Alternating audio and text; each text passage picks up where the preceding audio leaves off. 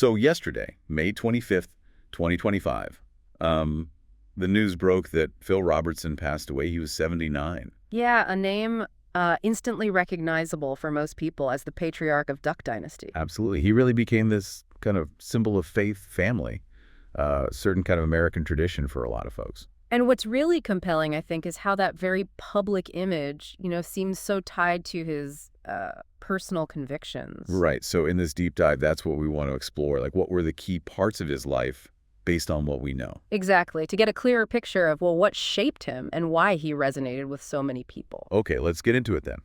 Starting right at the beginning, he was born April 24th, 1946, Vivian, Louisiana. And his early life, it holds a few surprises, maybe, for people who only know the TV show version. Yeah, like the whole athletics thing. He was a serious football player. Yeah. Starting quarterback at Louisiana Tech. That's the detail that always kind of grabs you, doesn't it? It does. Because it's maybe not the first image that springs to mind. And think about this. He was starting ahead of Terry Bradshaw. The Terry Bradshaw, future NFL legend. Exactly. So he had this, potential path laid out, big-time sports. But he didn't take it. He shifted his focus. Passion moved towards the outdoors. Which says a lot, I think. It suggests maybe a different definition of success or fulfillment for him. Yeah, walking away from that kind of spotlight. Towards something more, fundamental to who he was. Hunting, the natural world. It seems like that was deeply ingrained. A real commitment to, maybe, authenticity. Doing what felt right for him, not just the expected thing. Possibly, yeah. It points towards valuing something different than, conventional achievement. What really makes a life meaningful? That kind of question. And that passion, that connection to the outdoors, that directly led to the Duck Commander Duck Call in 1972. Right, and that feels like a really pivotal moment. Definitely. Taking a personal passion, something he knew inside out. And turning it into, first a product, then a whole business, a family business specifically. Yeah, it wasn't some big corporate thing. It was like born from his own experience. Exactly. Identifying a need, creating a solution himself. That really speaks to that sort of independent, resourceful spirit. And that little duck call was basically the seed for everything that came later, including the TV show. Which brings us to, 2012. Duck Dynasty hits the airwaves. And it just exploded, didn't it? Ran until 2017, became this huge cultural thing. Massive. So what was the magic formula there? Why did it connect so broadly? Well, there's the humor, for sure. Their interactions, the family dynamic was often really funny. Definitely had its own brand of humor, but it was more than that, right? Oh, yeah. The faith element was front and center. Very open, very consistent portrayal of their Christian faith. And that resonated deeply with a large audience segment, plus the whole emphasis on family. The gatherings, the meals, just that sense of togetherness. People found it relatable, maybe aspirational even. It offered this window into maybe a different pace of life, centered on values that many people hold dear.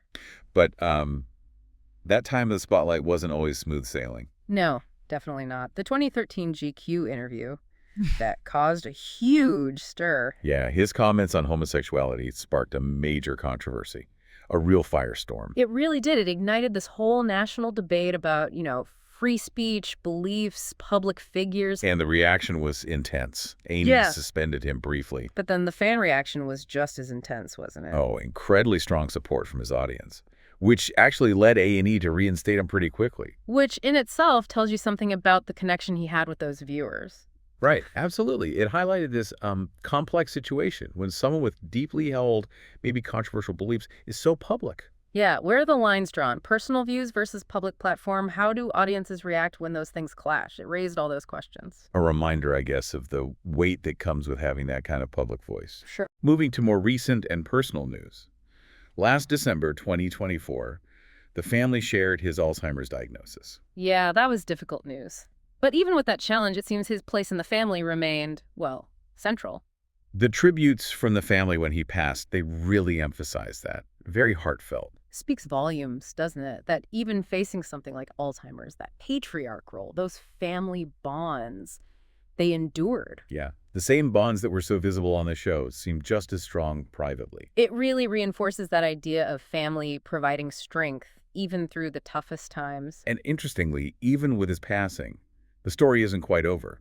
Duck Dynasty, the revival, is set to premiere June 1st. Right, which is just around the corner. And Phil Robertson, because of his health before passing, obviously won't be in it. But the show's going ahead with Willie and Corey Robertson. Which suggests, I think, that the appeal, the core themes, they extend beyond just Phil himself. That the audience is still invested in the family, their story, their values. Seems like it.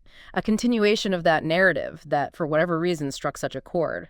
The themes are seen as enduring, perhaps. So when you step back and look at Phil Robertson's whole life, Right.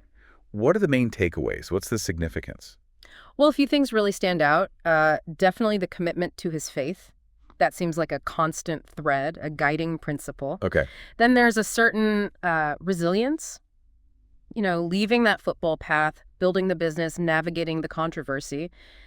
There was a steadfastness there. Right. Sticking to his convictions. And maybe most prominently, just that relentless focus on family unity, the values he championed. So his story is kind of a reminder about conviction and family. For many people, yes. Holding on to your beliefs, the power of those family bonds, especially in, a rapidly changing world. So Phil Robertson, quite a journey. College QB, inventor, reality TV star, a figure who definitely provoked strong reactions and left a real mark. And that maybe leads to a final thought for you, the listener, to sort of mull over. In our world where personal beliefs of public figures are under such an intense microscope, what does Phil Robertson's life really tell us about that intersection, between conviction, public life, and maybe the enduring appeal of those traditional family values?